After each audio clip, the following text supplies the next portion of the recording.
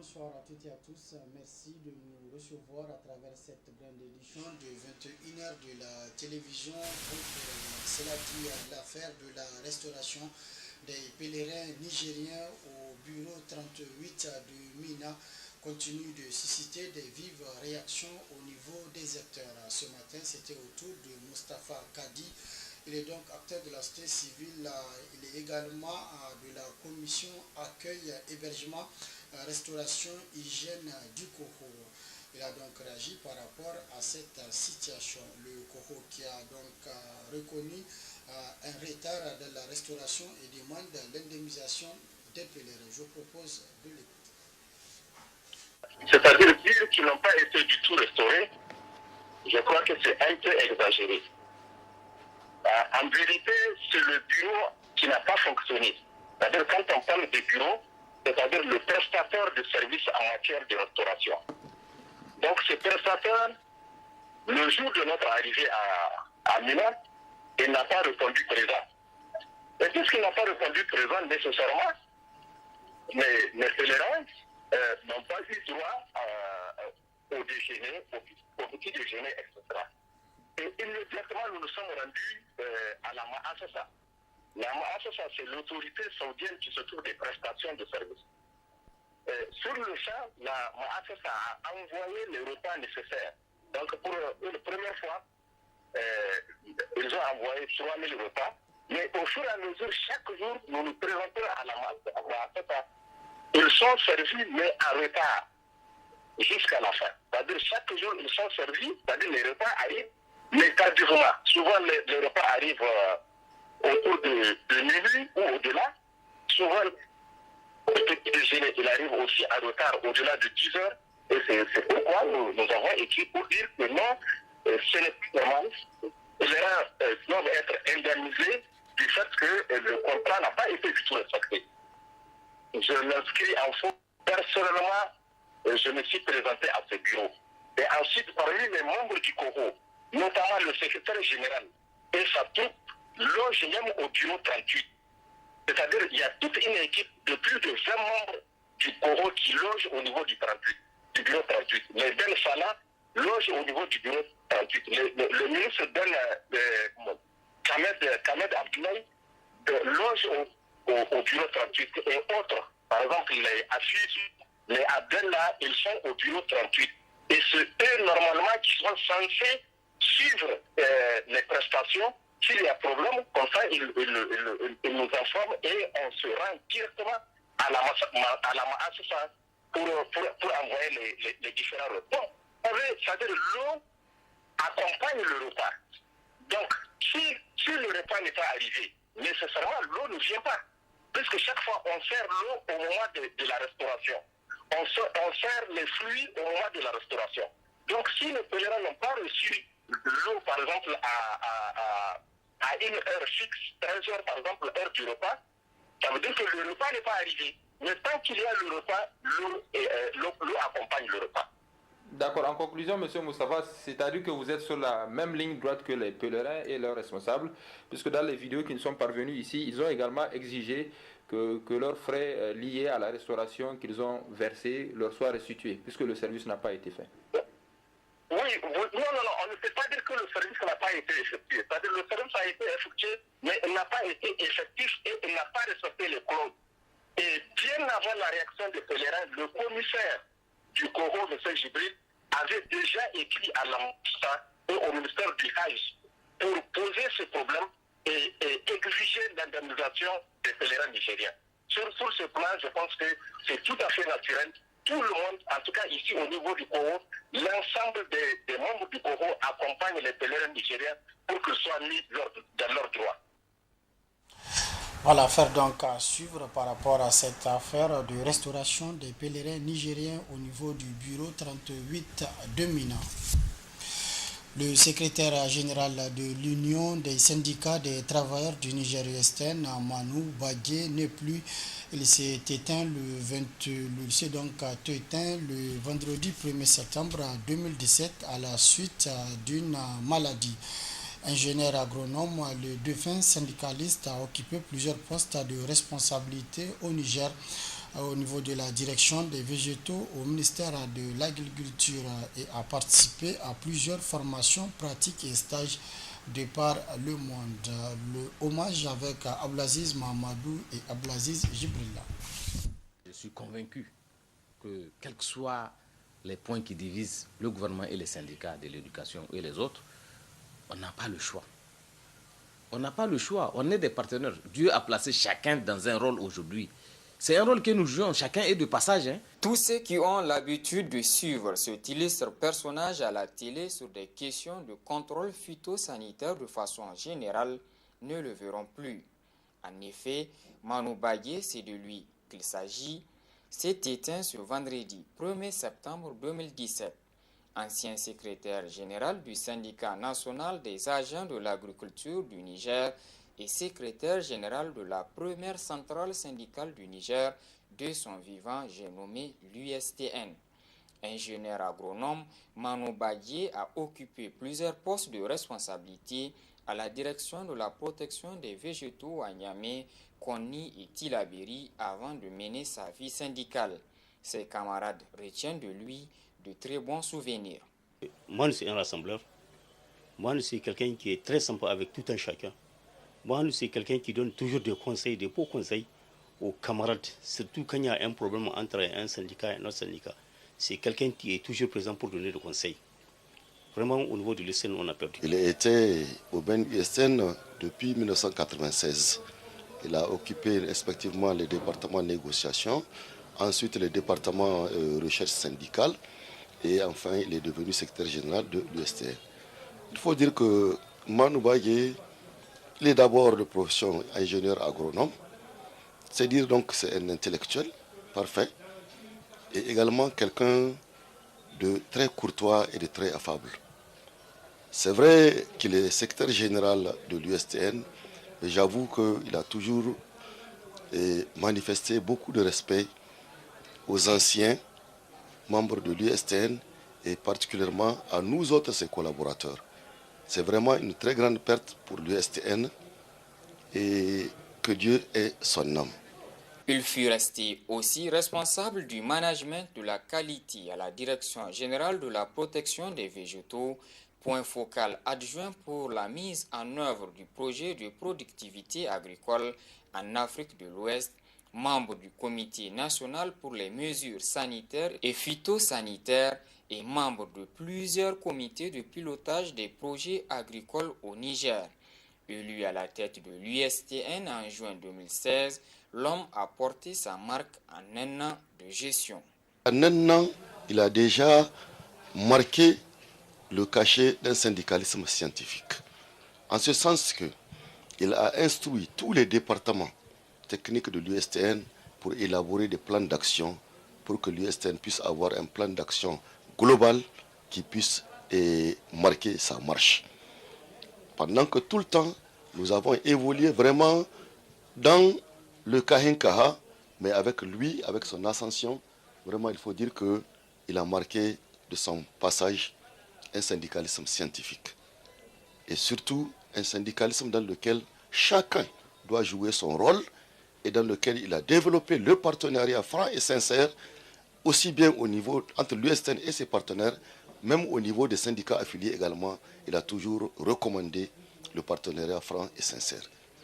Toujours approché, qui m'a toujours conseillé, qui m'a toujours fait comprendre comment vivre, comment faire le syndicalisme, comment respecter les gens. Vous voyez, parce que c'est quelqu'un que vraiment je ne peux pas oublier, Manu. De un, Manu, c'est quelqu'un qui écoute les gens et qui donne des conseils. Et à chaque fois, quand tu amènes un problème à Manu, qu'il soit un problème qu'il peut lui-même en personne résoudre, ou bien c'est quelque chose qui concerne l'ensemble des membres, il va appeler tout le monde pour avoir une solution à ce problème-là. Manu Bagué a participé à plusieurs formations pratiques et stages au Sénégal, Gabon, Ghana, Niger, Côte d'Ivoire, Togo, Burkina Faso, Gambie, Mali, Égypte, Mauritanie, France, Belgique, Japon et Israël. Expérimenté en matière d'encadrement et de la formation des producteurs agricoles, le défunt syndicaliste maîtrise aussi les questions environnementales, de la législation et de la réglementation phytosanitaire au Niger. Né le 1er janvier 1967 à Lokoko, Manu Badji est marié et père de 3 enfants. La presse nigérienne retient de lui un homme courtois plein d'esprit de partage de l'information. Que son âme repose en paix, qu'Allah le Tout-Puissant, le Clément, le Miséricordieux l'accepte dans son paradis éternel. Amen. Cela dit, prévu pour ce lundi 4 septembre 2017, la rentrée universitaire à l'université Abdou Moumouni de Niamey n'a pas eu lieu. Cette rentrée a été boycottée par l'Union des étudiants nigériens à l'université Abdou Moumouni de Niamey avec un mot d'ordre de 48 heures. Ils exigent également des autorités en place la satisfaction de toutes leurs préoccupations. Le compte rendu dans ce reportage. Aucun signe de reprise des cours ou rentrée académique à l'université Abdou Moumouni de Niamey prévu ce lundi 4 septembre 2017. Dans presque toutes les facultés, c'est le silence total. Et c'est là, à l'appel du comité exécutif de l'Union des étudiants nigériens à l'université Abdou Moumouni de Niamey, qui a lancé un mot d'ordre de suspension de cette rentrée académique pendant 48 heures pour exiger des autorités la résolution définitive de ces préoccupations. Nous n'avons pas accepté de faire cette reprise parce que nous avons alerté les autorités politiques par rapport aux chantiers qui sont considérés aujourd'hui comme des chantiers éternels. Si vous prenez la question des infrastructures au niveau de l'université de Niamey, elle est considérée même comme une sorte de gestion laisse-guidon qui est constatée parce qu'il y a des chantiers qui ont fait pratiquement 6 ans, 7 ans au niveau de l'université de Niamey qui n'ont pas été encore achevés. Par rapport à ces chantiers, nous ne pouvons pas continuer à rester indifférents à notre niveau.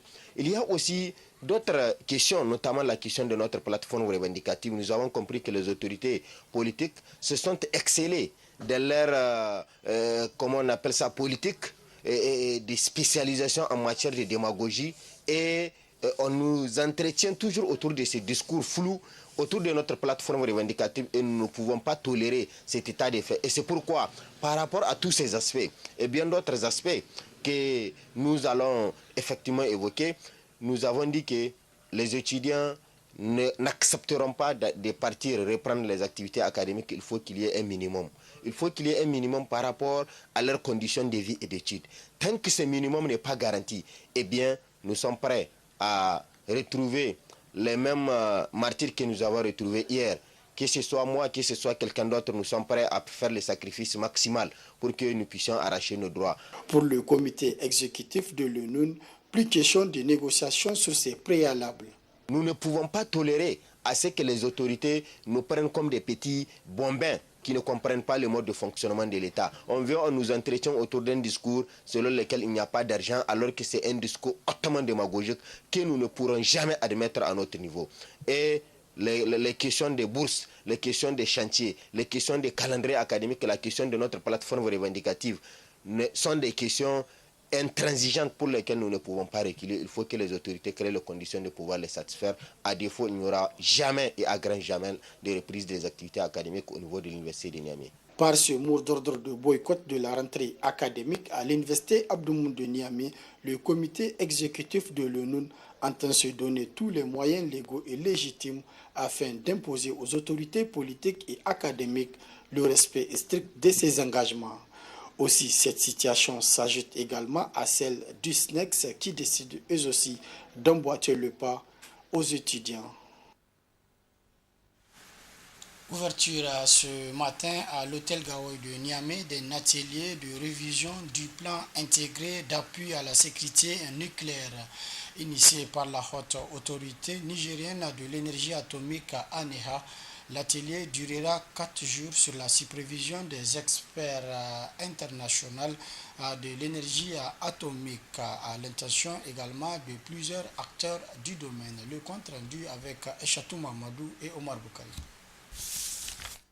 4 Le Niger fait partie des pays membres de l'IAE, Agence internationale de l'énergie atomique, a ratifié des conventions pour assurer une sécurité des matières nucléaires et radioactives. Pour pouvoir miser sur les risques et le trafic de ces matières, que cette conclave se tient entre cadres des différents secteurs clés du développement du Niger, sur l'initiative de Haute Autorité nigérienne de l'énergie atomique HANEA et l'Agence internationale de l'énergie atomique IAE.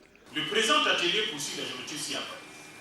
Effectuer un examen des domaines fonctionnels du plan intégré d'appui à la sécurité nucléaire pour la poursuite de la mise en œuvre des activités de sécurité nucléaire du Niger, identifier les réalisations ainsi que les besoins nationaux supplémentaires et aider le Niger à prioriser ses besoins, proposer un plan de mise en œuvre efficace et efficient pour les 3 prochaines années en fonction des priorités identifiées, et enfin sensibiliser au système de gestion de l'information sur la sécurité nucléaire. Assurer une sécurité des populations et de leurs biens et l'engagement des autorités, et la HANEA s'est dotée des moyens et stratégies pour atteindre ces défis.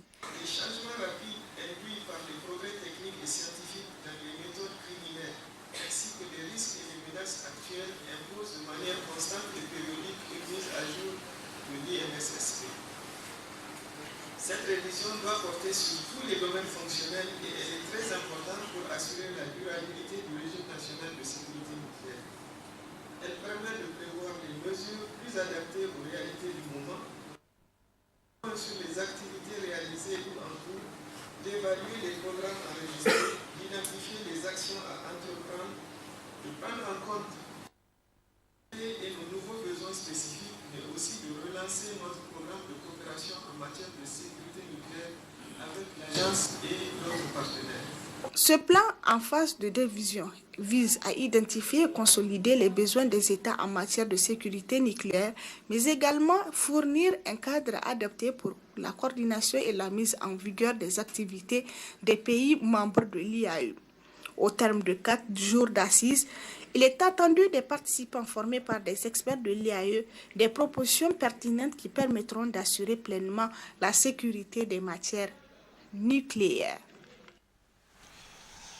Après la fête de Tabaski, la viande est conservée pour être consommée au fur et à mesure. À cette occasion, l'une de nos équipes s'est intéressée à cette conservation ainsi qu'à la méthode de consommation de cette viande pour justement éviter de tomber malade. Suivez ce reportage signé avec Hussein Hassoumi et Abdelmajid Mohamedou.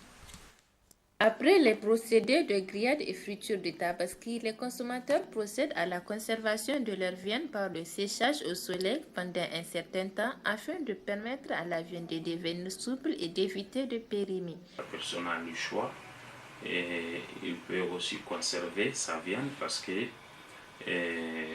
c'est permis en islam. Donc au début de l'islam, le prophète alayhi salam a interdit aux gens de conserver la viande.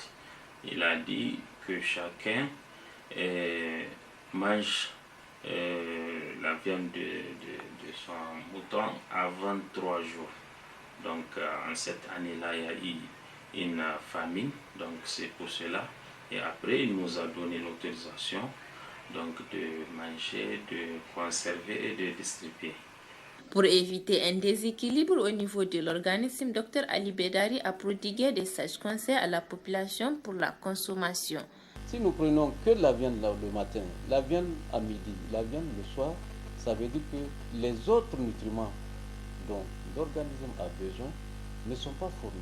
Et ça crée un déséquilibre au niveau d'abord du digestif, au niveau de notre comportement alimentaire en elle-même. Et ce qui fait que vous avez vu le premier jour, si les enfants prennent la viande qui est déjà grillée juste au niveau donc, du feu, c'est ce qui entraîne d'abord la plupart du temps la diarrhée chez les enfants-là. Parce que c'est que cette viande-là qu'ils ont eu à prendre. Et cette viande-là est pleine d'huile et pleine de graisse. Ce qui fait que ça leur procure, ça leur engendre la diarrhée chez les enfants. Ça, c'est la première chose. Après le premier jour, le deuxième jour, quand on fait une consommation excessive de cette viande, ça va faire l'effet contraire. C'est-à-dire que ça va entraîner une constipation qui est là parce que la viande séchée, vous savez que c'est un morceau est assez suffisant. Malheureusement, les gens vont 10, 20, 15 morceaux de viande qu'ils vont prendre par jour. Et là, ça veut dire que la quantité de viande qu'on a apportée est très importante. Or, cette quantité de viande a besoin d'eau.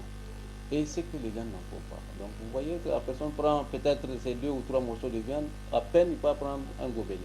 La quantité nécessaire à l'organisme étant de 0,8 à 0,9, pratiquement 1 gramme par kilo par jour, la vigilance doit être donc démise au niveau des consommateurs pour éviter une surconsommation de viande pouvant provoquer des maladies comme la goutte, la diarrhée ou la constipation.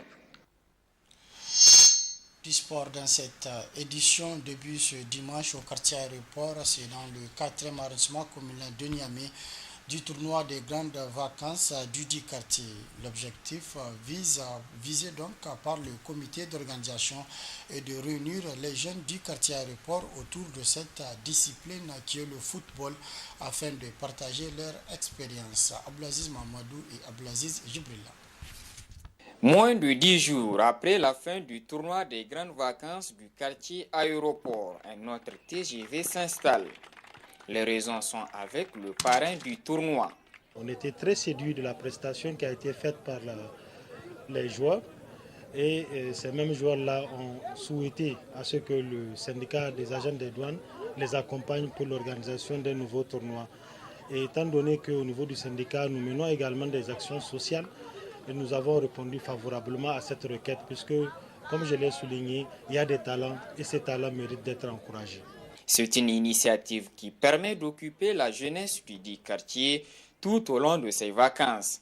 C'est aussi une opportunité offerte à plusieurs clubs de la capitale et au-delà de dénicher de nouveaux talents. À vrai dire, je suis tellement fier parce que quand il m'a choisi, une équipe que je suis avec l'AS Douanes de 2002, j'ai fait monter cette équipe en première division.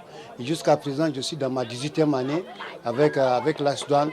Donc je suis fier, comme il m'a désigné, d'être avec aussi le syndicat pour pouvoir voir les jeunes talents et choses de l'aéroport. On l'a déjà fait, on continue de le faire parce qu'à travers le TGV, vous avez vu déjà la jeunesse s'exprimer et le SNAD a bien voulu nous accompagner pour une deuxième édition, si je peux me le permettre, parce que la jeunesse veut vraiment jouer au foot et moi je pense que l'AS Douanes nous a donné l'opportunité et le SNAD nous a accompagnés pour le faire. C'est donc parti pour de très bonnes semaines de joie, de partage et d'échange dans le respect de l'autre et le fair play. L'objectif est d'exploser son talent pour les joueurs et pour le comité d'organisation de ce TGV de s'affirmer davantage dans l'organisation de tels événements. C'est la fin de cette édition. Merci de l'avoir suivi à toutes et à tous. Prochain rendez-vous de la rédaction demain, Inch'Allah, à partir de 12h30. Très bonne réception. Au revoir. La fin du tournoi des grandes...